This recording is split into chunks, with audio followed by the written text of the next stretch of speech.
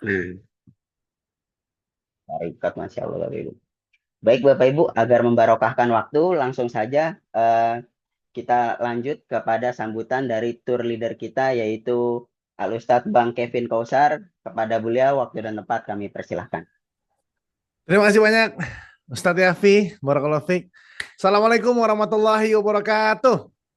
Waalaikumsalam warahmatullah. Bapak Ibu calon-calon tamu Allah, ini Mas Yafi ini suka bercanda dia.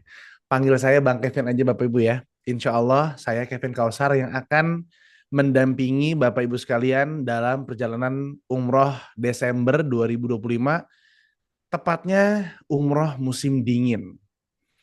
Yang ingin saya sampaikan Bapak Ibu tentunya adalah persiapan fisik dan juga persiapan mental.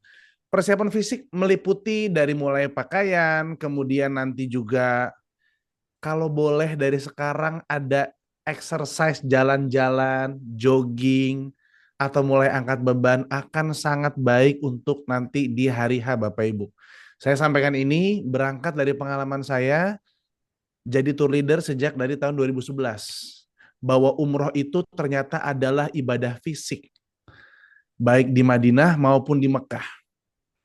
Kemudian persiapan yang kedua tentunya adalah karena saya lihat Mas Yafi banyak anak-anak di sini ya, Banyak, Mas. banyak anak-anak kecil ya. Jadi untuk dikomunikasikan kepada anak-anaknya di Nabawi, di Masjidil Haram, harusnya gimana, harus seperti apa. Mungkin nggak akan masuk ke benak mereka Bapak Ibu, tapi kita upayakan komunikasikan kepada mereka bahwa di Mekah ini nanti kita harus seperti apa, sholatnya jam berapa, kurang lebih seperti itulah. Jadi diajak komunikasi mereka, mereka persiapan.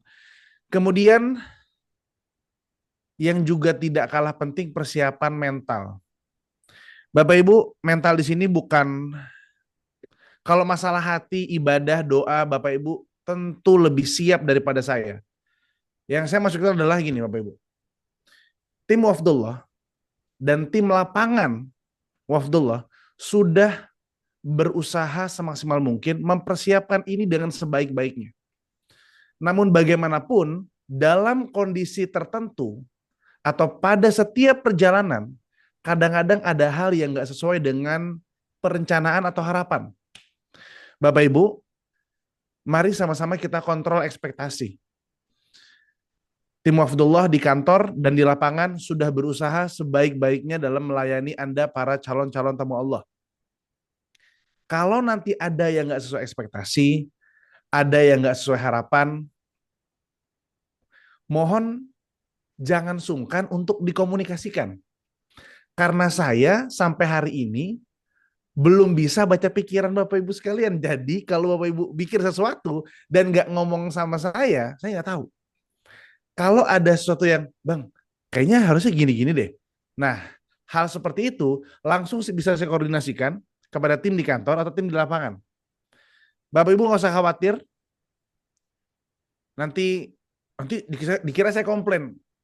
Nggak apa-apa Bapak Ibu. Yang penting Bapak Ibu bilang. Kalau Bapak Ibu nggak bilang, malah nggak terselesaikan masalahnya. Jadi itu Bapak Ibu sedikit sambutan dari saya. Saya Kevin Kausar, tour leader rombongan 15 Desember 2025 yang ternyata kemarin diceritakan sama Ustadz Yafi terbagi dua keberangkatan. Betul ya, Mas Yafi ya?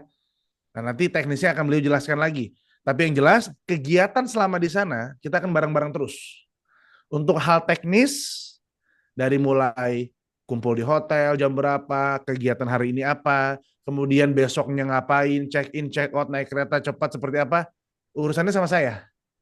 Untuk masalah urusan ibadah, masalah raudhah, masalah tawaf, sa'i nanti bisa konsultasikan kepada Ustadz pembina kita, Ustadz Lutfi Hasan, Khairuddin, Hafizullah Ta'ala yang hari ini pakai kopiah hitam, melambangkan dia sudah naik jabatan sepertinya, Masya Allah ya. Bapak sekalian, demikian dari saya. Terakhir saya sampaikan Bapak Ibu bahwa kalau ada hal-hal yang tidak sesuai dengan harapan Anda, jangan ragu untuk komunikasikan ke saya.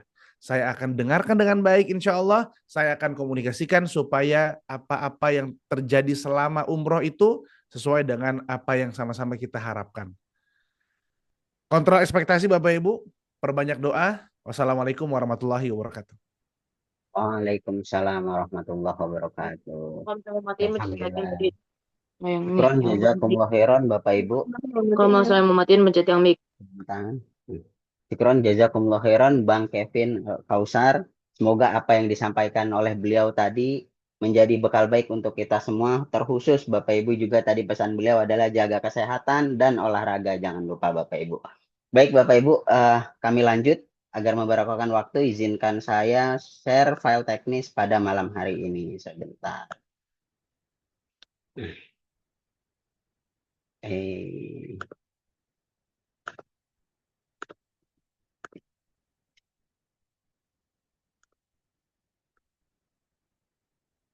sudah terlihat Bapak Ibu ya, insya Allah ya.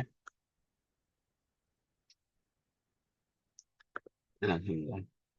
Baik.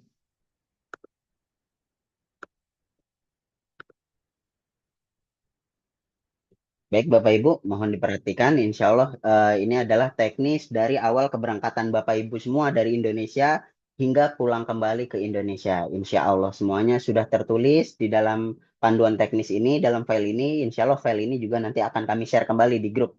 Karena tadi masih ada beberapa revisi, jadi harus saya hapus terlebih dahulu. Baik, Bismillahirrahmanirrahim. Panduan teknis keberangkatan jamaah umroh 15 Desember 2025, program umroh 9 hari.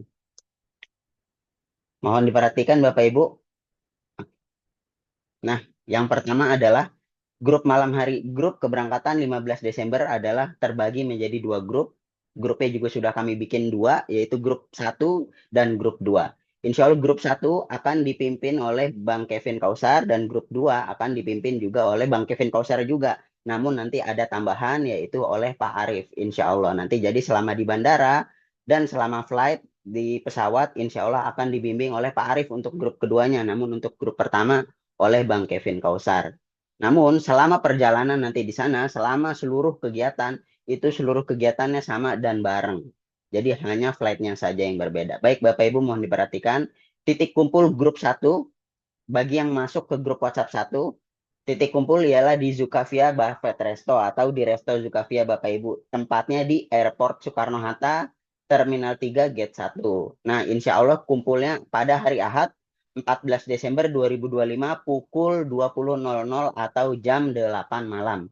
Jadi bagi Bapak Ibu jamaah yang masuk pada grup 1, insya Allah kita kumpul pada hari Ahad 14 Desember jam 8 malam di Airport Soekarno-Hatta Terminal 3, tepatnya di Resto Zukavia Bapak Ibu. Insya Allah nanti informasinya juga akan kami ulang-ulang di grup. Kenapa juga grup belum kami buka sampai sekarang agar informasi dari kami tidak tertimbun oleh pertanyaan dari Bapak Ibu semuanya. Nanti insya Allah sesi pertanyaan akan kami buka di akhir insya Allah.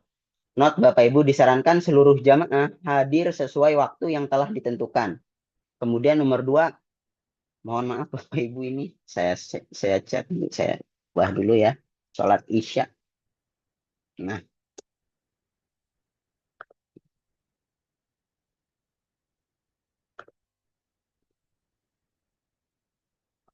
saat baik. Sebentar. Alhamdulillah. Note kedua, sholat Isya di Airport Soekarno-Hatta Terminal 3. Ini untuk pengumuman grup 1 Bapak Ibu ya. Kemudian seluruh jamaah langsung membawa koper dan paspor masing-masing. Ini untuk grup 1, jadi jangan sampai lupa. Nanti juga akan kami ingatkan lagi di grup. Akan kami share Google Maps-nya, akan kami share pengumuman seperti ini lagi nanti di grup. Hamil dari malam ini, besok, kemudian H-1 akan banyak informasi nanti dari kami. Grup 1 hari Ahad 14 Desember 2025 jam 8 malam insya Allah kumpul ya. Kemudian untuk grup 2 berkumpul juga di Zukavia Resto sama persis di Airport Soekarno-Hatta Terminal 3 pada hari Senin 15 Desember pukul 14.30 atau setengah 3 sore. Jadi nanti insya Allah untuk grup 2 insya Allah nanti bersama Pak Arif, beliau juga sudah hadir Alhamdulillah. Nanti juga kita berkumpul di tempat yang sama di Zukavia Resto di hari Senin, tanggal 15 Desember, pukul 14.30 atau setengah 3 sore. Kemudian notnya disarankan seluruh jamaah hadir sesuai waktu yang telah ditentukan. Kemudian jamaah grup 2 sholat asar di Airport Soekarno-Hatta. Jangan sampai telat jadi Bapak Ibu ya. Jadi sebelum asar sudah hadir 14.30, nanti insya Allah kita sholat berjamaah di samping Zulkafi Resto ini ada musola. Nanti kita sholat berjamaah, sholat asar di Zulkafi Resto atau di Airport Soekarno-Hatta. Kemudian seluruh jamaah langsung membawa koper dan paspor masing-masing. Jadi jangan sampai lupa Bapak Ibu, karena kita akan berangkat umroh, paspornya yang belum mengumpulkan dan juga kopernya juga wajib dibawa. Seluruh barang bawaan Bapak Ibu yang akan dibawa untuk safar umroh nantinya harus langsung dibawa semuanya ke depan Zulkafi Resto ini nanti. Baik Bapak Ibu, saya lanjut. Dress code keberangkatan. Nah, seragam batik dari Wafdullah Travel. Bagi yang sudah mendapatkan seragam batik yang sudah dijahit, Bapak Ibu bisa menggunakannya langsung nanti saat berkumpul di Zulkafi Resto. Tepatnya di hari Ahad dan hari Senin nanti insya Allah. Bagi yang belum menjahit Bapak Ibu, kami harap masih ada waktu ini segera menjahit. Kalau memang nggak keburu ya sudah nggak apa-apa insya Allah. Namun harapan kami seluruh jamaah dengan kostum yang sama, dengan dress code yang sama, yaitu batik dari kami. Agar demi keseragaman Bapak Ibu semuanya. Karena ini hari pertama Bapak Ibu ya, kita belum banyak mengenal. Nanti Ustadznya juga belum banyak mengenal, Bang Kevin belum banyak mengenal, Bapak Ibu. Jadi harap seluruh dress code-nya apa yang sudah disediakan dari kami. Jadi mudah untuk diciri Bapak Ibu. Baik, selanjutnya adalah rekomendasi bawaan. Nah, Bapak Ibu, rekomendasi di bawah ini sudah kami sesuaikan untuk safar umroh selama 9 hari ke depan. Nanti insya Allah Bapak Ibu bisa baca kembali juga di grup. Saya bacakan tipis-tipis Bapak Ibu yang poin-poin pentingnya. Nomor 1, baju koko untuk sholat yang laki-laki atau yang ikhwan. Kemudian yang perempuan ini bisa baju gamis atau mukena ya, langsung nyampur ke nomor 2. Karena ini pakaian sholat nih. Ini 2-5 setel Bapak Ibu untuk baju kokonya atau baju gamis yang laki-laki. Nah, yang perempuan baju gamis atau kerudung panjang 2-5 setel. Bapak Ibu bisa menyesuaikan dengan kondisi masing-masing juga. Kalau memang sekiranya 5 setel kebanyakan ya jangan sampai 5. 3 cukup insya Allah. Kalau saya sendiri biasanya 3 Bapak Ibu. Untuk baju koko atau gamis biasanya 3 insya Allah cukup. Karena juga musim dingin Bapak Ibu nanti biasanya life hacks-nya kalau musim dingin nggak boleh sering mandi. Karena kulit kita makin kering nanti makin kedinginan gitu ya. Mandi sehari sekali udah maksimal banget Bapak Ibu. Jangan sampai sehari 2 kali. Kalau di Arab Saudi cuacanya berbeda dengan di Indonesia. Kemudian nomor 2 sarung atau mukena. Di sini 1 style Bapak Ibu ya. Ini nggak mungkin cukup, insya kalau untuk mukenanya yang ibu-ibu nanti bisa disesuaikan lagi, mungkin 3 setel untuk mukena atau 2 memang kalau cukup 2 boleh gitu ya Bapak Ibu. Kalau sarung insya Allah 1 cukup nih yang laki-laki karena nggak terlalu sering pakai sarung. Insya Allah pakai gamis nanti kan di sana.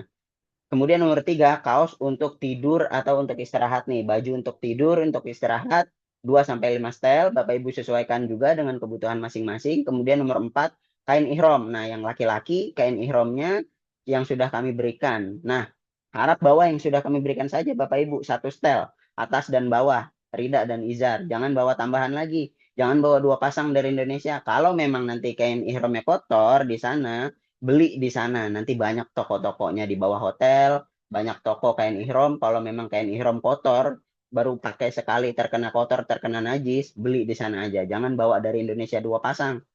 Menuhin koper Bapak Ibu. Kemudian yang akhwatnya baju gamis atau mukena yang dikhususkan untuk umroh boleh lah Bapak Ibu. Jadi disiapkan 1 baju, yang ibu-ibu juga disiapkan 1 baju khusus untuk umrohnya gitu, agar kita menggunakan pakaian terbaik kita untuk umroh Bapak Ibu. Kemudian nomor 5, jaket atau sweater. Nah juga ini harus menjadi poin penting nih Bapak Ibu, karena sekarang musim dingin, memasuki musim dingin akhir tahun. Cuacanya kemarin terakhir itu kalau di subuh sudah masuk 15 ke bawah. 15 mungkin lah, 15, 16. Bisa di bawah itu Bapak Ibu nanti. Makin akhir makin dingin, makin akhir tahun.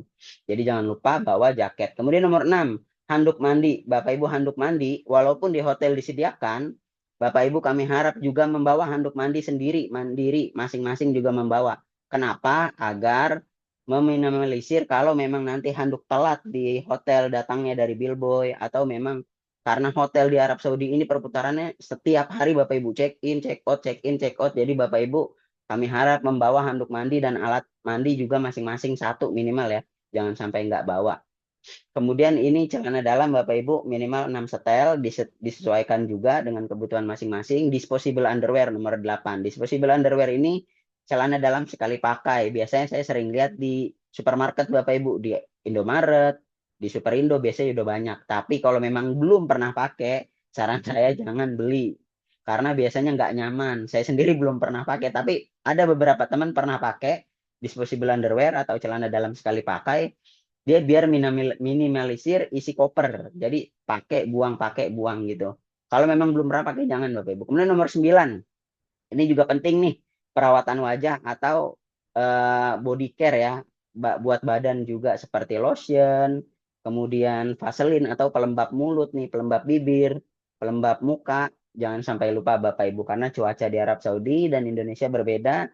Dia musim panas ya juga kering, musim dingin ya juga kering, nggak lembab seperti di Indonesia. Jadi jangan lupa bawa body care atau skincare-nya Bapak Ibu. Nomor 10 juga ini penting banget Bapak Ibu, obat-obatan. Obat-obatan yang memang minum obat-obatan dari dokter setiap hari aktif, jangan lupa dibawa.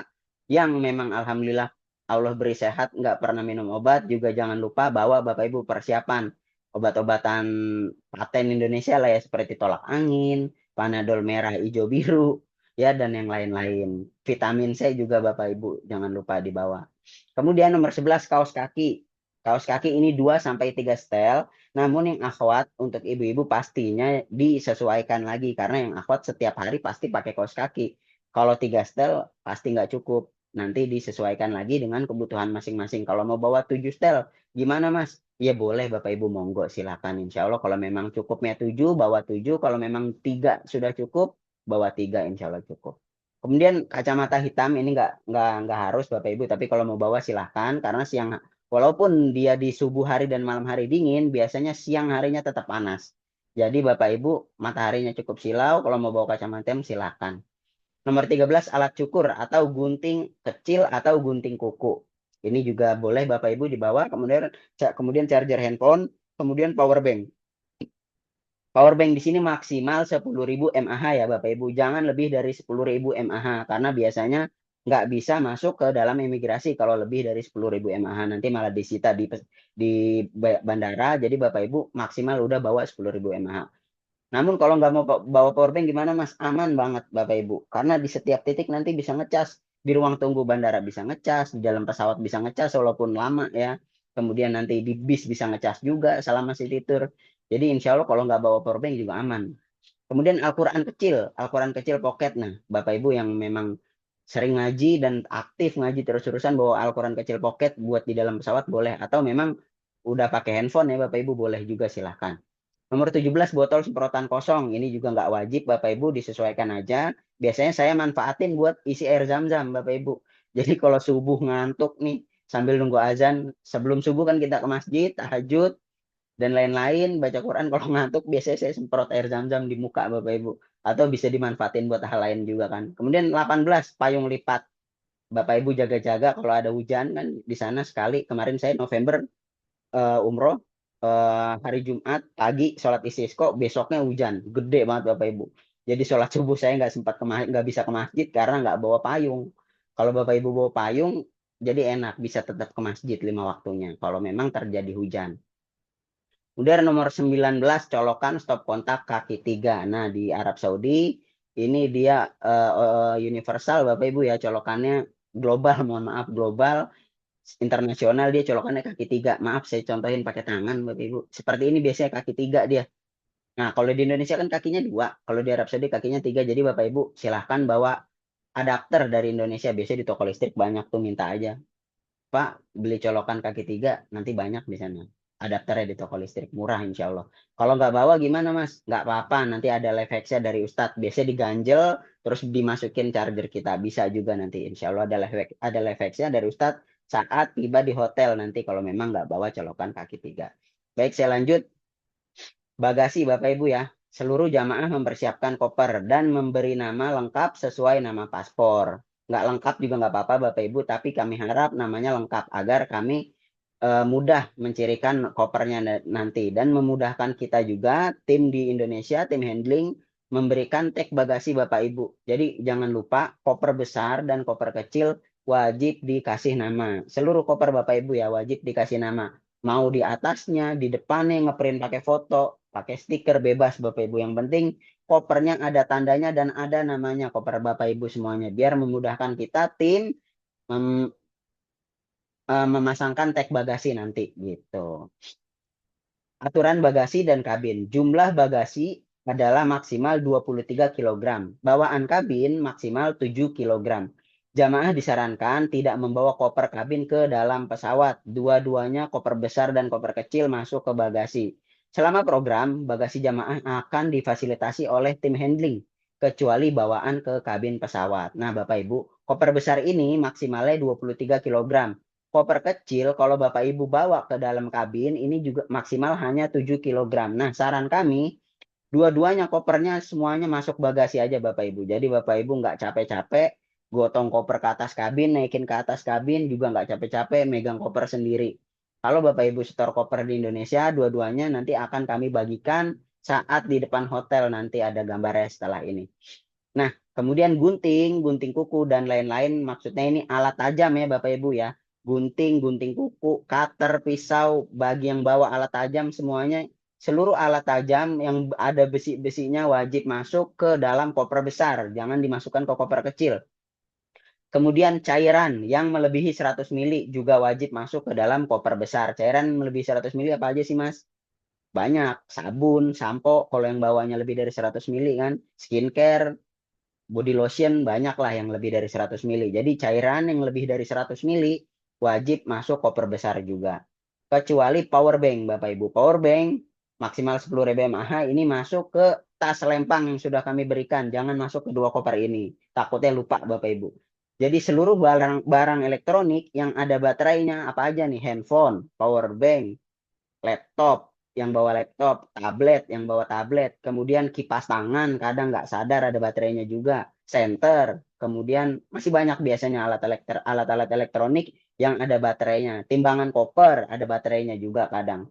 Jadi Bapak Ibu, seluruh barang yang ada baterainya jangan dimasukkan ke dua koper ini. Seluruh barang yang ada baterainya disimpan di kantong sendiri atau di tas lempang yang sudah kami bagikan.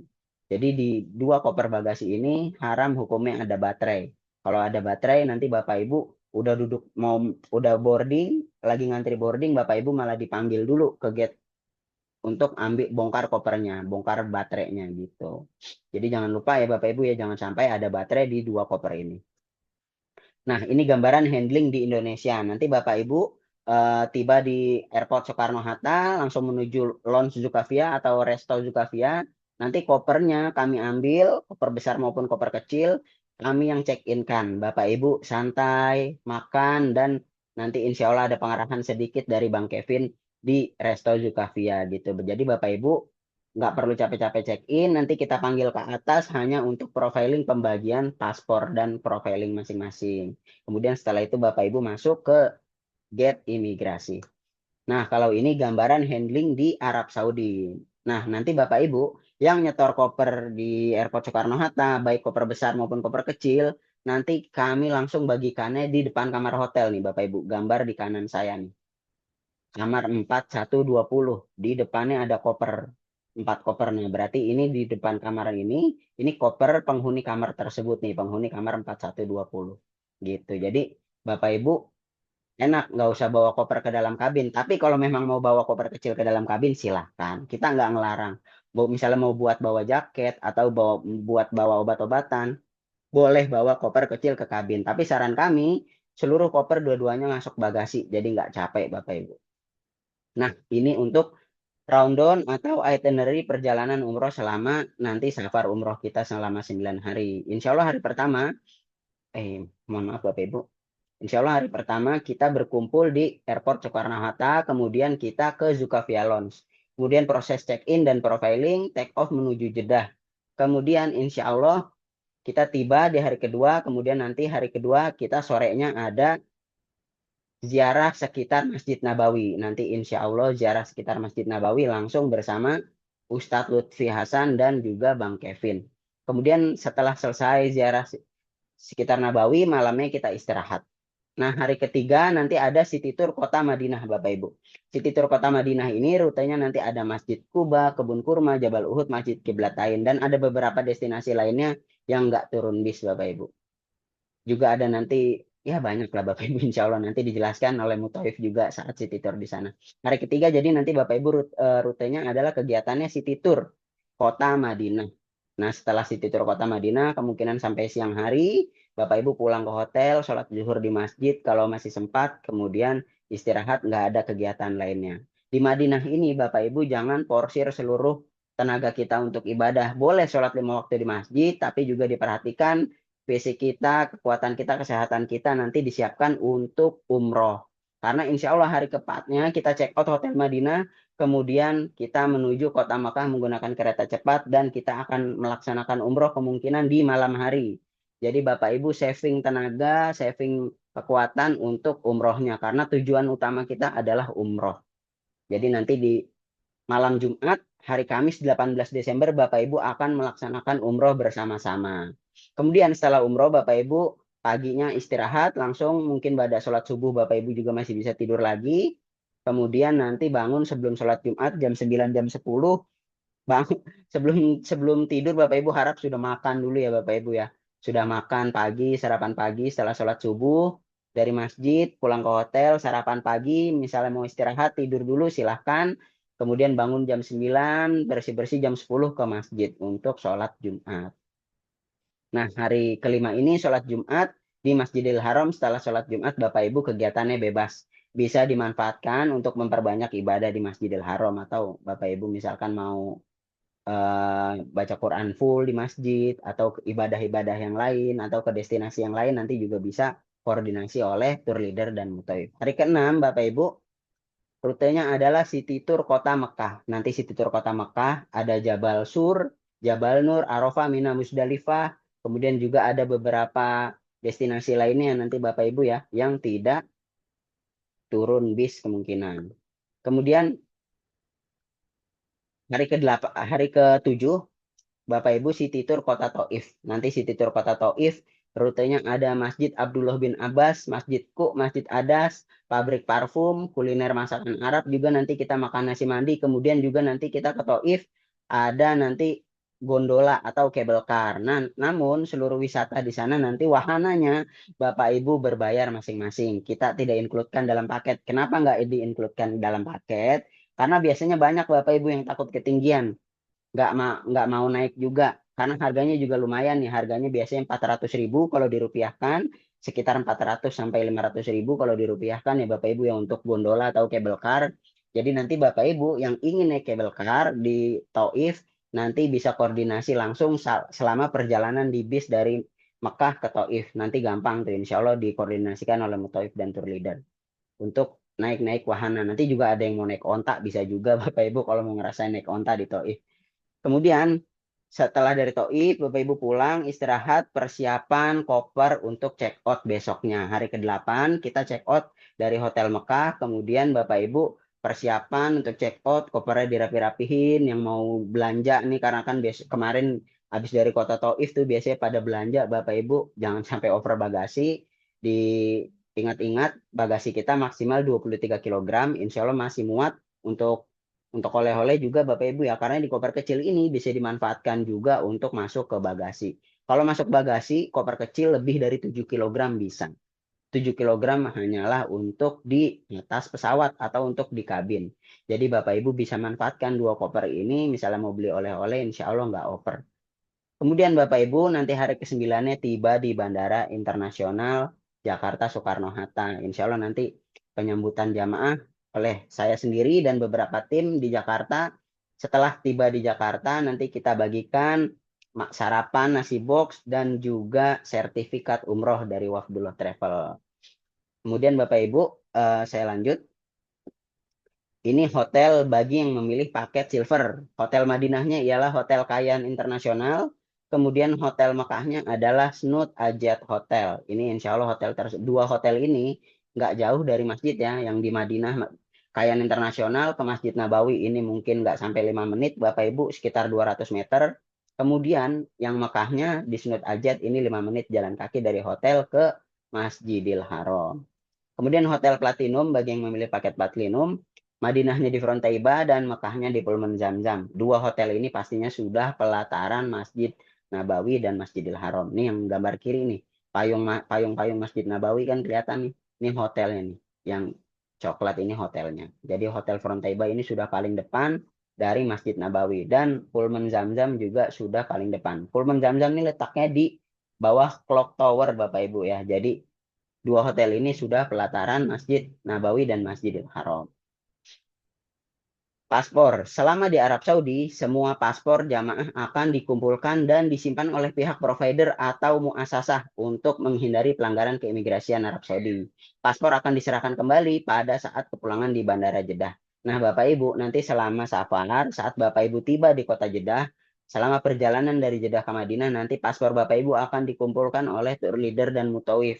Jadi Bapak Ibu dilarang memegang paspornya masing-masing. Nanti identitasnya gimana Mas? Identitas selama umroh adalah nanti ID card. Nanti ada ID card resmi dari Kemenak yang kami bagikan. Di situ tercantum nomor tour leader, nomor mutawif. Di situ juga ada barcode-nya, ada foto Bapak Ibu. Barcode-nya bisa di-scan. Nanti keluar ke website Kemenak. Bahwasannya Bapak Ibu umroh bersama Wafdullah Travel. Nah, ini perkiraan cuaca Bapak Ibu ya, perakiraan cuaca. Ini saya ambil dari Google Bapak Ibu. Bisa jadi salah, bisa jadi benar juga. Tapi kelihatannya banyak salahnya nih Bapak Ibu. Ini di siang hari 30 derajat, kemudian di malam hari 22 derajat. Ya, insya Allah sekitar segini Bapak Ibu ya. Kalau subuh pasti di bawah 20 kemungkinan. Ini bisa lebih dingin dari ini Bapak Ibu. Jadi jangan lupa membawa jaket ya. Tadi sudah diingatkan, nanti juga kami akan ingatkan kembali di grup Bapak Ibu untuk obat-obatan, jaket, dan lain-lain. Karena cuacanya sudah memasuki musim dingin. Nah, kepulangan ke tanah air. Insya Allah pada hari Sabtu 23 Desember 2025 kita akan tiba di Bandara Soekarno-Hatta, Jakarta. Setelah proses imigrasi, cukai jamaah langsung menuju lounge kedatangan umroh atau gate exit umroh di Terminal 3 Internasional. Proses bagasi akan dihandle oleh tim handling Indonesia. Air zam-zam 5 liter umumnya diproses oleh pihak maskapai setelah seluruh proses bagasi selesai. Estimasi proses bagasi dan zam-zam kurang lebih 3 jam. Namun Bapak Ibu biasanya nggak sampai 3 jam. Biasanya 2 jam lebih dikit atau 2 jam lah. Insya Allah. Paling lama ya 3 jam. Setelah selesai proses bagasi dan zam-zam, para jamaah semua bisa kembali ke kediamannya masing-masing. Semoga Allah karuniai ibadah umroh kita dengan umroh yang mabrur dan makbul. Amin. Amin. Allahumma amin. Jadi Bapak Ibu, nanti saat tiba di Bandara Soekarno-Hatta, jangan buru-buru langsung mau pulang. Karena nanti ada prosedurnya. Bagasi dan zam-zam nggak bisa langsung keluar Bapak Ibu. Jadi Bapak Ibu nanti saat landing di Soekarno-Hatta, Bapak Ibu nanti langsung menuju exit pesawat, kemudian exit dari imigrasi, kemudian menuju gate umroh atau lounge umroh. Nanti insya Allah bertemu dengan saya juga dan beberapa tim dari Wafdullah. Nanti Bapak Ibu kita bagikan nasi box sambil santai makan minum dulu sambil menunggu bagasi dan zam-zamnya keluar. Bapak Ibu nggak usah mikirin bagasi dan zam-zamnya. Insya Allah sudah kami yang handle nanti. Jadi kami yang ambilkan bagasinya dari conveyor, zam-zamnya kami yang ambilkan dari conveyor. Bapak Ibu tinggal duduk santai menunggu bagasi dan zam-zam. Jadi mohon kerelaan waktunya kurang lebih 3 jam Bapak Ibu. Insya Allah nggak sampai. Setelah pembagian bagasi dan zam-zam, barulah Bapak Ibu bisa kembali ke kediamannya masing-masing. Nah, Bapak Ibu, ini adalah gambaran paket data internet atau kuota roaming selama umroh. Normalnya biasanya Bapak Ibu yang umroh 9 hari ini beli di harga 300.000 sampai 350.000, insya Allah cukup. Nah, ini gambarannya ya untuk Telkomsel, Indosat, Tri, dan XL. Nanti Bapak Ibu, jangan beli dari hari ini. Nanti belinya di bandara. Nanti insya Allah saya pandu, beli di bandara di Zukavia. Nanti saya ingatkan, Bapak Ibu yang belum beli kuota roaming, siapa aja nanti saya bantu. Tapi kalau memang bisa beli sendiri, insya Allah silahkan beli sendiri bisa. Bisa di aplikasinya masing-masing, atau bisa lewat marketplace seperti Shopee, Tokopedia, atau M-Banking juga bisa. Jadi jangan dibeli dari hari ini Bapak Ibu, mubazir. Harinya belum masuk. Nanti aja belinya di saat berkumpul di Zukavia Lounge. Nanti saya bantu insya Allah. Alhamdulillah barakallahu fikum. Baik Bapak Ibu, sebelum saya lanjut ke sesi manasik, bagi Bapak Ibu semua, para jamaah yang ingin bertanya terkait teknis ya, terkait teknis, silahkan bertanya via voice langsung atau via chat di Zoom. Silahkan Bapak Ibu bagi yang ingin ada pertanyaan, saya jawab langsung. Nanti untuk sesi pertanyaan terkait fikih umroh atau ibadah umrohnya nanti oleh Ustadz Lutfi Hasan di setelah sesi manasik.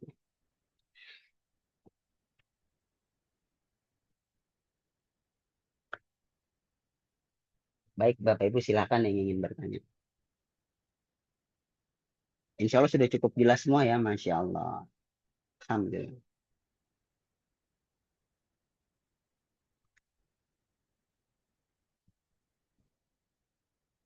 Baik, Bapak Ibu, mungkin agar membarokahkan waktu, saya lanjut aja dulu ke sesi manasik ya. Jadi nanti setelah sesi manasik, kami buka lagi sesi pertanyaan. Di akhir bisa Bapak Ibu langsung tanya terkait sesi teknis dan juga pertanyaan terkait ibadah.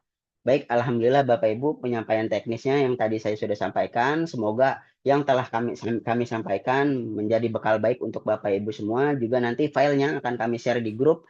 Jadi Bapak Ibu bisa mengulang kembali dan baca kembali terkait teknis dari awal keberangkatan hingga kepulangan. Baik Bapak Ibu, Mas Yafi, bentar.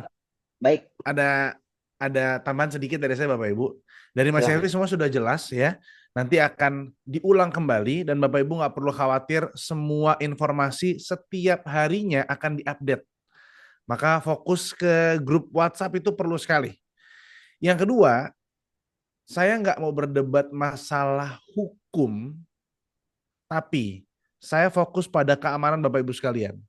Kalau ada di antara Bapak Ibu yang membawa rokok konvensional atau elektrik, ketahuilah ada batasan. Yang membawa rokok itu satu koper maksimal 2 slop di koper. Ini bukan aturan saya, ini aturan Saudi Arabia. Bang Kevin, larang aja. Pengennya juga gitu. Cuman kan Bapak Ibu punya preferensi masing-masing. Saya nggak mau berdebat di situ. Saya hanya menyampaikan ada batasan. Bapak Ibu lebih dari 2 slop akan masalah. Dan kita rombongan bareng-bareng Bapak Ibu. Rombongan itu satu bermasalah bisa bermasalah semua. Jadi jagalah diri Anda dan saudara-saudara Anda di situ. Yang kedua, adalah ada peraturan baru, Bapak Ibu, bahwa siapa yang merokok di sekitar Masjid Nabawi dan Masjidil Haram, denda 200 real. Bapak Ibu nggak usah mikir, 200 real mah murah bang. Jangan itunya. Orang Saudi kalau udah megang tangan kita, nah dibawa ke kantor, lama nih, bisa lusa baliknya Bapak Ibu. Tanya Mas Yafi itu. Kalau masalah kantor polisi bisa lama. Dan travel bisa ke bawah-bawah. Ya, apalagi Anda diketahui nih orang Indonesia nih ya, udah repot. Kalaupun memang ada yang perlu banget sama rokok tersebut, maka jauhi area masjid. Jauhi area masjid, bukan hanya Masjidil Haram, Masjid Nabawi, Masjid Kuba, masjid-masjid yang di Taif, Masjid Abdullah bin Abbas, nah itu juga nggak boleh Bapak Ibu. Maka di sini juga perlu saya kasih tahu terkait dengan hal tersebut. Yang ketiga Bapak Ibu, ada update baru lagi. Nanti mungkin Ustaz Lutfi bisa mengingatkan lagi. Masalah larangan terbaru yang baru diupdate 2 hari yang lalu. Larangan foto-foto di Masjidil Haram. Wow. Nah, saya juga perlu mengkonfirmasi nanti sama Ustaz Lutfi Hasan gimana nih sebenarnya. Apakah larangannya berlaku dari mulai umroh ini atau nanti pas haji 2026 karena simpang siurnya di situ. Tapi supaya memang kita lebih jaga-jaga ketika memang sedang tawaf, sedang sa'i, kalau nggak ada keperluan yang urgensinya besar, simpan aja deh Bu, Pak, HP-nya. Jangan kayak sebagian orang yang sambil tawaf, sambil live gitu. Nggak perlu ya. Kecuali Anda mungkin konten kreator juga kayak saya. Kalau bukan, nggak usah Bapak Ibu. Saya yang konten kreator aja bingung nih, gimana nih untuk kedepannya. Tapi insya Allah yang saya pahami itu ada di area matof yang nggak boleh, di area tawaf bawah tuh pelataran Ka'bah. Oke, itu informasi dari saya Bapak Ibu terkait dengan masalah rokok tadi dan juga masalah foto-foto. Kita kembalikan kepada Mas Yafi. Silakan Mas Yafi. Baik, Alhamdulillah, syukron jazakumullah khairan, Bang Kevin atas tambahannya, benar sekali ya, itu penting sekali. Jadi Bapak Ibu, mungkin kalau mau dokumentasi, ya tipis-tipis boleh silahkan, tapi jangan berlarut-larut terus-terusan untuk dokumentasi. Baik Bapak Ibu, agar membarokahkan waktu, saya lanjut, acara selanjutnya ialah manasik, sesi manasik ibadah umroh, yang akan disampaikan oleh Al-Ustadz Lutfi Hasan kepada beliau, waktu dan tempat kami persilahkan. Ya, bismillahirrahmanirrahim. Assalamualaikum warahmatullahi wabarakatuh. Waalaikumsalam warahmatullahi wabarakatuh. Suaranya jelas atau? Alhamdulillah jelas Ustadz. Jelas Ustadz, jelas Ustadz. Jelas. Alhamdulillah. Alhamdulillah, semoga teman-teman yang ada di Indonesia selalu dalam lindungannya Allah Ta'ala, serta selalu dalam keberkahan. Bismillahirrahmanirrahim. Insyaallah kita akan memulai manasik umrah tentang penjelasan bagaimana ibadah umrah ini yang kita akan jalani.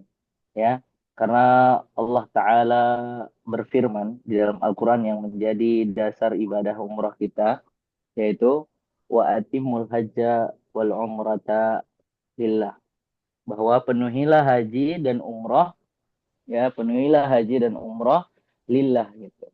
Dan juga Allah Ta'ala sebutkan dengan kalimat awi tamara inna safa wal marwata min sya'airillah. Nah, lalu dilanjut dengan barang siapa yang dia mengerjakan haji dan juga berumrah gitu. Maka umrah ini di dalam Al-Quran ada 2 kali disebutkan. Dan juga secara hadis, Nabi SAW bersabda, al-umratu ilal umrati kafarah. Bahwa umrah ke dalam umrah berikutnya adalah kafarah. Maka itu adalah 2 landasan kita di dalam mengerjakan ibadah yang mulia ini tentunya. Karena juga kita mengikuti agamanya Nabi Ibrahim alaihissalam, wattaba'a millata Ibrahim hanifah, dan kita mengikuti agama Ibrahim yang hanif, yang lurus. Dan juga memang Allah Ta'ala dahulu perintahkan Nabi Ibrahim alaihissalam untuk menyeru manusia, wa adzin fin nasi bil haji ya'tuka rijala wa ala kulli dhamiri ya'tuka min kulli fajjin amik, bahwa akan datang dari seluruh penjuru dunia. Jadi diperintahkan Nabi Ibrahim dan Allah ijabah. Dan kita adalah salah satu yang dikabarkan oleh Nabi SAW, ad-duyufur rahmani salasa. Tamu Allah itu adalah 3. Yang pertama adalah mereka yang berjihad fi sabilillah, ya. Yang kedua adalah mereka yang berhaji ke Baitullah. Dan yang ketiga adalah mereka yang melaksanakan ibadah umrah. Maka dalil-dalil tadi, ya, sudah cukup jadi kita landasan untuk datang ke kota Makkah untuk melaksanakan ibadah yang mulia, yaitu ibadah umrah. Ustadz, ibadah umrah ini apa? Ibadah umrah ini secara bahasa adalah az-ziarah atau ar-rihlah, jalan-jalan atau berziarah. Dan secara syar'i, ya, secara definisi syar'inya adalah al-umratu, ya, tu ta ta'khudhu miqata min at-tahdid ala Rasulillah wa tatufa sab'a ashwatin wa tas'a wa tahallula wa khatuma bi tahallula.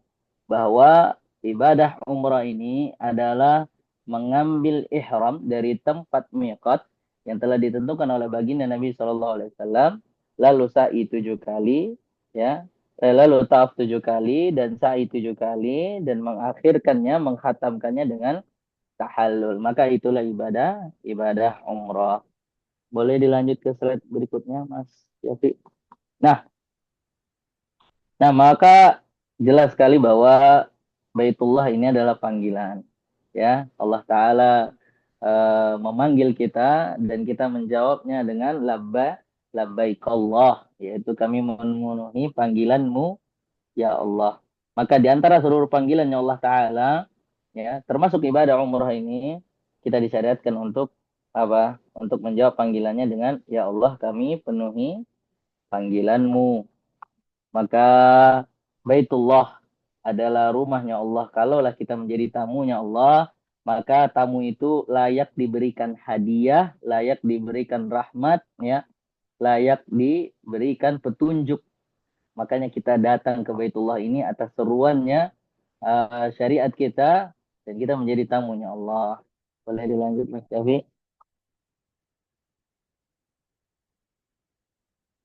Nah, di sini dijelaskan hukum umrah itu wajib dalam seumur hidup 1 kali. Secara 4 mazhab, ya, secara 4 mazhab, di mazhabnya Imam Syafi'i dan juga Imam Ahmad bin Hambal itu mewajibkan umrah, ya, walaupun sekali. Dan lalu memang di dalam mazhab pendapatnya Imam Malik, ya, ada yang mengatakan sunnah muakkadah, dan juga di dalam mazhabnya Imam Hanafi, ya, di dalam 2 qaul itu berbeda, bahwa mengatakan satunya sunnah muakkadah, satunya fardhiyah, yaitu wajib. Dan juga di sini dikatakan, ditulis Ibnu Umar, ya, berkata tidak ada seorang kecuali yang wajib atasnya haji dan umrah, ya, maksudnya wajib dalam sekali. Boleh dilanjut? Nah, di sini disebutkan bahwa keutamaan ibadah umrah, ya sudah jelas bahwa dia menghapuskan dosa ya. Karena Nabi SAW bersabda, al-umratu ilal umrati kafarah, yaitu umrah ke umrah berikutnya adalah kafarah atau penghapusan dosa. Wal hajjul mabrur laisal jaza illal jannah. Ya, dan haji yang mabrur tidak ada balasannya kecuali surga. Lalu disebutkan di sini dihilangkan kefakiran serta dilancarkan rezekinya. Nah, ini adalah tingkatan pahala umroh yang paling bawah. Tingkatan yang paling bawah yaitu dihilangkan kefakirannya. Fa innahuma yanfiyanil faqra wadh-dhunuba kama yanfiyal kiru ya, kama yanfiyal kiru khabutha al-hadidi wadh-dhahabi wal-fiddati wa laysa lil hajjati al-mabrurah thawabun illal jannah. Bahwa ya, umrah, ibadah haji dan umrah ini menghilangkan kefakiran dan juga dosa. Sebagaimana menghilangkan karat pada besi dan juga emas dan juga perak. Dan tiadalah haji ini yang mabrurah kecuali pahalanya adalah surga. Lalu disebutkan di dalam hadis yang ketiga, al-ghazi fi sabilillah wal hajju wal mu'tamiru wafdullahi da'ahum fa'ajabu wa ta'alu fa'atahum. Orang yang berperang di jalan Allah, lalu orang yang berhaji dan orang yang melaksanakan ibadah umrah adalah wafdullah atau tamu-tamunya Allah. Lalu fada'ahum, yaitu da'ahum fa'ajabu wa ta'aluhu wa'atahum. Bahwa kita memenuhi panggilan. Maka jika mereka meminta kepada Allah Ta'ala, pasti akan Allah beri. Makanya di dalam 3 ibadah ini disyariatkan mengucapkan labbaik Allah, ya Allah kami penuhi panggilanmu. Lanjut. Nah, kita akan masuk di dalam sesi ibadah umroh. Nah, Bapak Ibu semuanya semoga dirahmati oleh Allah. Ini adalah keutamaan yang harus kita ketahui bahwa di dalam ibadah umroh ini ada rukunnya. Ibarat di dalam satu bangunan ada tiang yang harus kita buat. Yang pertama adalah ihram atau miqat ya. Sebenarnya itu adalah miqat. Lalu yang kedua adalah tawaf 7 kali di Baitullah. Lalu yang ketiga adalah sa'i 7 kali antara Safa dan Marwah. Dan lalu ada tambahan salah satunya di dalam mazhab Imam Syafi'i yaitu harus berurutan ya atau berketerusan. Tidak boleh rangkap. Misalnya tawaf dulu, sa'i dulu baru ihram. Itu tidak sah. Maka kata Nabi SAW, khudhu anni manasikakum ya. Bahwa tirulah aku ya di dalam melaksanakan ibadah manasik. Yang pertama adalah dalil miqat yang telah ditentukan oleh Nabi SAW. Miqat ahlu Madinah Zulhulaifah. Lalu miqat ahlu Hijaz itu Qarnul Manazil. Lalu juga untuk orang Irak itu Zatu Irkin. Dan untuk ahlu Yaman dari arahnya itu Yalamlam. Dan barang siapa yang melewatinya maka diwajibkan untuk umrah. Lalu juga apa? Tawaf 7 kali di Baitullah. Dalilnya apa? Wal yattawafu bil baitil atiq. Yaitu dan tawaflah kalian di Baitul Atiq. Baitul Atiq ini adalah nama lain dari Ka'bah. Dan lalu dalil yang ketiga, sa'i antara Safa dan Marwah, bahwa disuruh bahwa Nabi SAW bersabda dan sa'ilah. Dan juga ketika Nabi SAW menjelaskan tentang kisah ya Siti Hajar yang berlari di antara Safa dan Marwah, maka Nabi bersabda dan manusia mengambil sa'i seperti itu. Nah, dan lalu tertib agar tidak ada. Dan juga ada tambahan sebenarnya dari beberapa mazhab yang mengatakan 5, yaitu satunya adalah tahallul. Tapi memang yang tidak diperdebatkan oleh para ulama adalah 4 ini. Boleh dilanjut? Dan lalu ada wajibatul umrah. Wajibatul umrah ini ya adalah termasuk di dalamnya itu adalah ihram ya. Termasuk di dalamnya kita menggunakan ihram. Nah, jadi dari tempat miqat ya, kita sudah diwajibkan untuk menggunakan ihram. Dan wajib ini ibaratnya adalah tembok rumah. Ibarat bangunan itu tetap bisa berdiri, tapi dia tidak sempurna dikarenakan tidak ada temboknya dan tidak ada atapnya. Nah, wajibatul umrah ini dikatakan ada 2. Yang pertama ini adalah menggunakan ihram dari tempat miqat. Dan yang kedua adalah tahallul ya. Nah, jadi ibadah wajibatul umrah, wajibnya umrah ini dari ihram itu menggunakan dua pakaian utama bagi laki-laki dan khusus perempuan menutup seluruh auratnya. Sedangkan untuk laki-laki itu ya menggunakan dua pakaian ihram yaitu rida dan juga izar. Hanya dua dan tidak boleh dijahit seperti sarung. Dan yang kedua adalah tahallul setelah mengerjakan miqat tadi, lalu tawaf, lalu sa'i, maka diperbolehkan tahallul. Dan tahallul itu utamanya gundul ataupun sedikit itu sah. Dan untuk perempuan hanya diambil sekitar 3 helai atau seruas kuku. Nah, boleh dilanjut. Nah, di sini dikatakan bahwa melaksanakan sholat sunnah 2 rakaat di tempat miqat, bahwa di tempat miqat ini dahulu Nabi Shallallahu Alaihi Wasallam ya waktu itu mengerjakan sholat zuhur, dan ketika kita nanti di tempat miqat kita akan melaksanakan sholat 2 rakaat imma dengan niat sholat sunnah wudhu atau sholat sunnah mutlak atau tahiyatul masjid. Lalu setelah itu mengucapkan niat yang disyariatkan yaitu labbaika Allahumma umratan. Nah, ada kalimat yang lebih sempurnanya, termasuk disunahkan di dalamnya adalah setelah kita mengucapkan labbaika Allahumma umratan, sebelum membaca kalimat zikir labbaik Allahumma labbaik, kita disunahkan membaca Allahumma umratan la riya'a wa la sum'ah. Lalu juga dikatakan boleh kalau misalkan ditakutkan ada jatuh ke dalam terhambat, maka disunahkan membaca niat syarat, yaitu fa'in habasani habis famahil minha itu habastani. Nah, ini semua insya Allah kita bimbing nanti di sini. Cuman ini Bapak Ibu, ini pengetahuan, ya pengetahuan agar Bapak Ibu apa, beramal ibadah dengan ilmu. Qul hadhihi sabili adu ilallah ala basirah.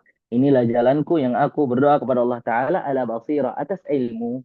Nah, setelah kita membaca niat umroh, maka sudah dimulailah ibadah umroh kita. Startnya ini dari niat ini. Baru saat itu kita membaca labbaik Allahumma labbaik labbaik la syarika lak labbaik innal hamda wan ni'mata lak wal mulk la syarika lak. Boleh dilanjut? Nah, lalu di sini miqat ya. Kita lanjut ke miqat lagi. Miqat itu adalah batasan yang memang telah ditetapkan oleh Nabi Shallallahu Alaihi Wasallam, yaitu ada 5 tempat miqat. Dan insya Allah besok kita akan miqat di Zulhulaifah atau Bir Ali. Boleh dilanjut? Nah, ini adalah penjelasan tempat-tempat miqatnya, yaitu Zulhulaifah, Juhfa, Zatu Irkin, Qarnul Manazil, Yalamlam. Nah, karena kita adalah ahlu Madinah, maka kita akan disunahkan atau akan melewati Zulhulaifah, yang mana adalah tempat miqatnya baginda Nabi Muhammad Sallallahu Alaihi Wasallam. Boleh dilanjut? Nah, ini adalah tata cara penggunaan kain ihram. Nanti insya Allah akan kita patenkan lagi ketika sampai di Madinah. Ya, ada 2 bagian. Dan ini yang di foto ini adalah contoh ittiba. Ittiba itu apa Ustaz? Ittiba itu adalah menggunakan ihram ya ketika tawaf. Jadi dibuka bahunya. Dibuka bahunya ya agar apa? Agar meniru sunnahnya Nabi Shallallahu Alaihi Wasallam. Boleh dilanjut. Nah, ini seperti pakaian ihram. Oh ya, jadi ittiba tadi itu hanya ketika tawaf. Sedangkan di luar tawaf dilarang membuka bahu karena makruh dikatakan oleh para ulama. Maka harus ditutup kembali. Boleh dilanjutkan?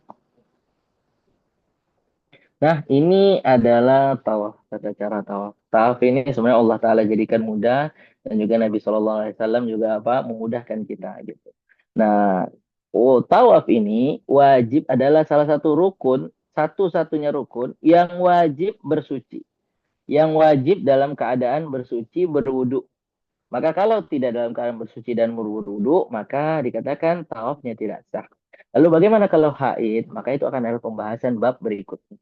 Lalu ketika akan masuk ke Masjidil Haram, maka memang disunahkan untuk membaca doa masuk masjid ya. Allahumma gfirli dhunubi waftah li abwaba rahmatik. Lalu dikatakan memang ada doa, salah satu doa yang disyariatkan atau kata para ulama, para salaf, doa ketika melihat Ka'bah. Kalau tidak salah itu termaktub di dalam Fadailul Amal, kitabnya Imam Nawawi, bahwa kita disarankan berdoa Allahumma zid baitaka hadza tasyrifan wa ta'ziman wa takriman wa barran wa mahaba. Ya Allah, tambahlah rumahmu ini kemuliaan, lalu keagungan ya, lalu juga ketinggian. Maksudnya kita mendoakan Ka'bah ini semakin apa? Semakin menjadi mulia. Nah, baru kita akan tawaf. Nah, tawaf itu dimulai dari Hajar Aswad. Disunahkan memang kita menyentuhnya karena Nabi SAW menyentuh Hajar Aswad. Tapi biasanya karena padat kita tidak bisa menyentuhnya. Maka kita hanya dari jauh memberikan isyarat seperti bagaimana seakan-akan kita menyentuh. Lalu kita membaca Bismillahi Allahu Akbar. Maka telahlah mulai apa? Tawaf kita. Maka kita akan berkeliling ya 7 kali dan diakhirkan sama di tempat yaitu Hajar Aswad. Dan selama itu kita akan membaca doa yang sesuai disyariatkan oleh Nabi SAW. Apa doanya? Subhanallah walhamdulillah wala ilaha illallah wallahu akbar wala haula wala quwata illa billah. Baru nanti ketika sampai di rukun yang mana kita membaca Rabbana atina fid dunya hasanah wa fil akhirati hasanah wa qina azabannar. Kita akan memperbanyak zikir ini. Tapi nanti mungkin di tawaf ketiga atau keempat saya akan mengatakan Pak Bu silahkan ya yang mau doa di antara rukun Yamani atau di belakang makam Ibrahim ya atau multazam di antara Hajar Aswad dan pintu adalah tempat yang mustajabah, maka nanti akan kita katakan ketika tawaf gitu. Dan kita lanjut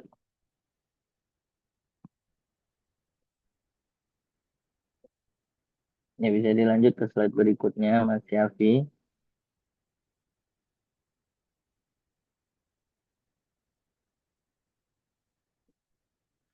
Nah ya, nah ini ketika melewati rukun Yamani tadi kita sudah jelaskan kita membaca Rabbana atina fid dunya hasanah wa fil akhirati hasanah wa qina azabannar. Atau boleh, memang ada yang mengatakan boleh. Allahumma inni as'aluka al-'afwa wal 'afiyah fid dunya wal akhirah. Ya. Rabbana atina fid dunya hasanah wa fil akhirati hasanah wa qina azabannar. Allahumma inni as'aluka al-'afwa wal 'afiyah fid dunya wal akhirah, itu doa yang panjang dan itu adalah sebaik-baiknya doa kata para salaf ya, termasuk meminta pertolongan dari atas, bawah, sampingan dan kiri. Dan itu kita akan baca insyaallah taala. Lalu setelah selesai, maka kita akan membaca wattakhidhu min maqami Ibrahim musalla. Dan kita akan sholat 2 rakaat di belakang makam Ibrahim. Dan disunahkan membaca qul huwallahu qul ya ayyuhal kafirun dan juga qul huwallahu ahad. Boleh dilanjut? Di sini disebutkan sebelum Bukit Sofa ya memang kita harus apa? eh Setelah selesai 2 rakaat, kita disunahkan meminum air zam-zam. Nah, minum air zam-zam, kita membaca doa seperti bagaimana Nabi SAW membaca Allahumma inni as'aluka ilman nafi'an wa rizqan thayyiban ya wa amalan mutaqabbala, atau juga yang sesuai dengan ini ya nafi'an wa rizqan wasi'a wa shifaan min kulli da. Dan juga memang setelah selesai sholat membasahi wajah, kepala, baru kita berangkat menuju Safa dan Marwah. Dan sekarang kita akan lanjut ke sa'i. Sa'i ya, yaitu kita membaca ayat yang Allah Ta'ala syariatkan inna safa wal marwata min sya'airillah. Memang Nabi hanya membaca sampai situ. Dan kita bisa sempurnakan juga inna safa wal marwata min sya'airillah. Faman hajjal baita aw i'tamara fala junaha alaihi ayat tawafa bihima. Faman tatawwa'a khairan fa innallaha syakirun alim. Setelah kita membaca itu, ketika kita sampai di Bukit Sofa, kita disunahkan untuk membaca doa menghadap ke arah Ka'bah. Nah, kalau tidak ramai, kita bisa berhenti. Tapi kalau ramai, biasanya polisi itu ngusir. Nah, kalau misalkan qadarullah ramai, kita akan berhenti di belakangnya. Atau misalkan kalau memang tidak bisa berhenti, kita akan baca sambil memulai sa'inya. Nah, bacanya seperti ini, Allah Akbar, Allah Akbar. La ilaha illallah, dahu la syarika la lahul mulku wal hamdu wal kulli syai'in qadir. La ilaha illallah wahda, anjaza wa'da wa nasara abda wa hazamal ahzaba wahda. Baru kita bismillahi nabda'u bima pada Allah bihi. Baru dilanjut.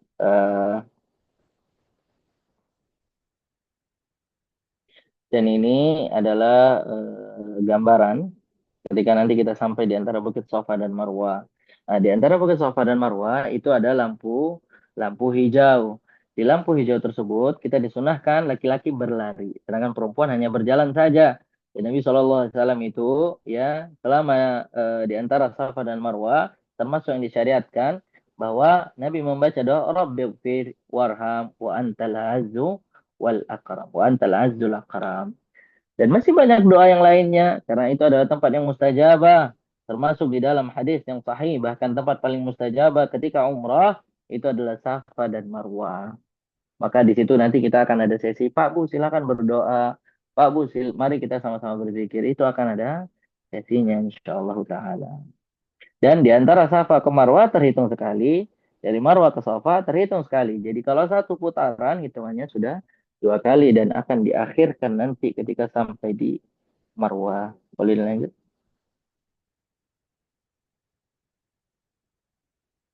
Nah, ini adalah gambarannya ya. Semua yang ganjil itu adalah dari Safa ke Marwah dan yang genap itu adalah dari Marwah ke Safa. Nah, kalau di lantai bawah yang mendaki, kita bisa tahu bukitnya Safa dan Marwah. Kalau sudah di lantai 2, tanda bukit Safa itu hanya tiang ya, hanya tiang. Dan juga nanti kita akan melihat keadaan. Karena terkadang kalau ramai, itu polisi tutup yang area bawah mendakinya. Dan hanya dibuka di atas terkadang. Boleh dilanjut? Dan ini adalah yang terakhir, ini adalah wajibatul umrah, yaitu tahallul, mencukur gundul. Dan dahulu Nabi SAW pernah ya mendoakan bagi yang mencukur gundul rambutnya, baginya ampunan. Lalu ditanya bagaimana yang memendekkan? Rasul menjawab, tetap menjawab, ya Allah ampunilah mereka yang menggundul dan mengotak rambutnya sampai 3 kali, barulah yang memendekkan rambutnya. Dan ini tahallul disyariatkan setelah selesai semua rukun, yaitu tawaf, sa'i, ya, ngikut ketika di awal barulah tahallul, yaitu mencukur rambut. Boleh dilanjut? Dan di sini disebutkan lita khudu manasikakum, atau di dalam hadis yang lain khudu anni manasikakum, yaitu ambillah dariku yaitu manasik kalian itu, yaitu kita ittiba kepada Rasulullah Shallallahu Alaihi Wasallam. Boleh dilanjut?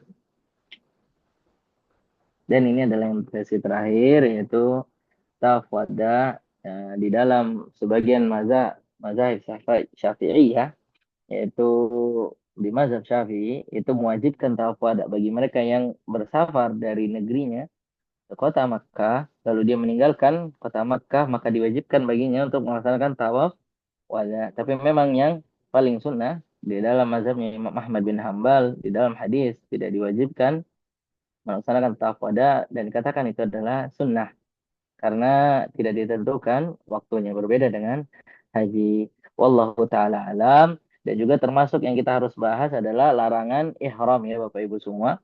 Nah, jadi ketika gambaran ibadah umroh kita akan sempurnakan kembali nanti ketika di Madinah. Termasuk larangan ihram itu ada 11 ya. Larangan ihram itu ada 11. Yang pertama, larangan umum.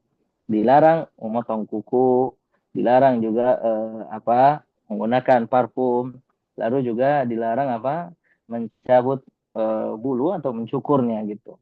Lalu ada khusus untuk perempuan, dilarang menggunakan sarung tangan atau menutup 2 hal, yaitu telapak tangan dan juga wajah. Jadi tidak ada cadar dadakan atau juga misalkan sarung tangan dadakan. Dan juga dilarang bagi laki-laki, khusus laki-laki, dilarang menggunakan pakaian berjahit dan juga yang menutupi kepala dan wajah itu dilarang bagi laki-laki. Lalu juga ada larangan, yaitu dilarang berkhitab atau meminang, ya meminang bahasa kitanya, atau juga menikah, berakad nikah, dan juga dilarang melakukan hubungan suami istri atau dawai atau panggilan ke arah sana itu dilarang, dari kalimat gombalan sampai juga yang sejenisnya itu dilarang. Dan itu adalah termasuk larangan-larangan ihram. Ya kalau larangan-larangan ini dilanggar, maka akan ada 3 hal yang harus dia lakukan. Dipilih antara yang pertama itu memotong kambing, atau yang kedua adalah memberikan makan 6 fakir miskin, lalu yang ketiga adalah puasa 3 hari, dan itu dipilih. Tapi kalau rukun yang tidak dikerjakan, rukun wajib dikerjakan, diselesaikan, setelah itu baru hanya pilihannya kambing saja. Sebagaimana Nabi SAW dahulu ketika awal pertama kali umrah di tahun ke-6 Hijriah, ya, Nabi SAW membawa hadiu ke kota Mekah dan terhalang di daerah Hudaybiyah, dan Nabi langsung memotong sesembelihannya karena terhalang di situ. Baru tahun ke-7 Nabi melaksanakan umroh. Maka segini kurang lebihnya Bapak Ibu semua.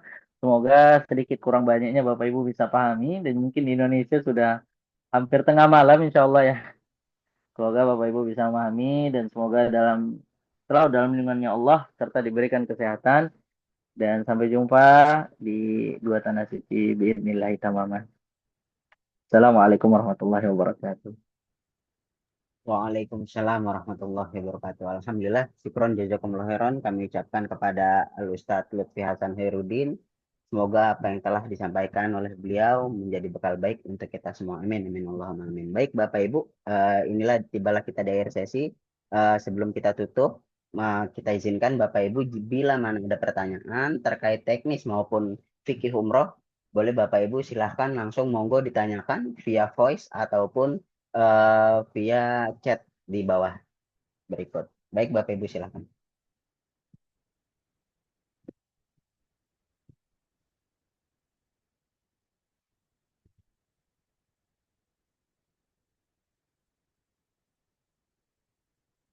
Masya Allah. Alhamdulillah. Insya Allah semua sudah cukup jelas ya Bapak Ibu ya. Masya Allah. Alhamdulillah. Baik Bapak Ibu, mungkin juga memang jika nanti malu bertanya di Zoom ini, nanti kami izinkan bertanya. Japri saya, insya Allah Bapak Ibu saya yang sering share informasi di grup. Atau juga nanti bisa Japri, Bang Kevin, atau Ustadz Lutfi. Nanti insya Allah nomornya saya tag di grup masing-masing ya Bapak Ibu. Insya Allah. Ada yang angkat tangan tuh, Mas Syafi, Pak Sutomo. Baik, Pak Sutomo silakan. Ingin bertanya Pak Sutomo? Pak Sutomo? Boleh via voice ataupun via chat, Pak Sutomo. Silakan.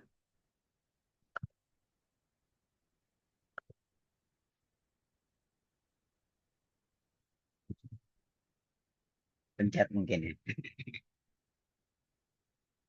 Masya Allah. Alhamdulillah.